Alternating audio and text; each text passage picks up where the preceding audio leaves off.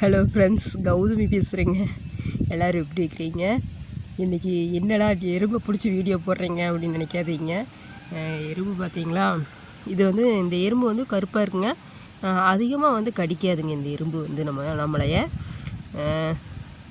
இது வந்து என்ன பண்ணுது பார்த்தீங்கன்னா, கம்பு வந்து பக்கத்தில் வந்து போட்டிருந்தேங்க பார்த்தீங்களா, போட்டு தண்ணி விட்டுருக்குறான். அந்த கம்பை என்ன பண்ண, தண்ணி விடாதுக்கு முன்னாடியே வந்து ஒரு சில பக்கம் தண்ணி மேலே பாயில் அப்படின்னு சொட்டை இருக்குது. அந்த இடத்துல வந்துங்க கம்பெல்லாம் கிடக்குமில்ல, அதெல்லாம் வந்து எப்படி எடுத்துகிட்டு வருதுன்னு பாருங்கள். இதெல்லாம் கொண்டு போய் உள்ளே அது வந்து சேமித்து வச்சுக்குங்க. அது சேமித்து வச்சுட்டு உணவை வந்து சேமிக்கிறது அது வந்துங்க. அப்புறம் மழை பெஞ்சிருச்சு அப்படின்னா நனைஞ்சு போயிருங்களா, அப்போ அது என்ன பண்ணு தெரியுங்களா, மேலே எடுத்துகிட்டு வந்து அது பூரா காய வைக்குங்க. எறும்புக்கிட்ட வந்து நம்ம நிறைய கற்றுக்கலாங்க.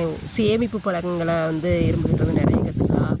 அதே மாதிரி அது வரிசையாக தான் போகுங்க. அப்படி இல்லை, அதுக்கு உதவும் குணம் நிறையா இருக்குது. ஒன்றை வந்து எடுத்துகிட்டு வர முடியல அப்படின்னா, ஒரு எறும்புனாலும் ஒன்று எடுத்துகிட்டு வர முடியல அப்படின்னா, அது 4 எறும்பு 5 எறும்பு சேர்ந்து இல்லை எடுத்துகிட்டு வருங்க. ஒன்றுக்கு ஒன்று உதவி பண்ணுற குணம் வந்து எறும்புகிட்ட இருக்குங்க. சேமிக்கக்கூடிய பழக்கம் இருக்குது.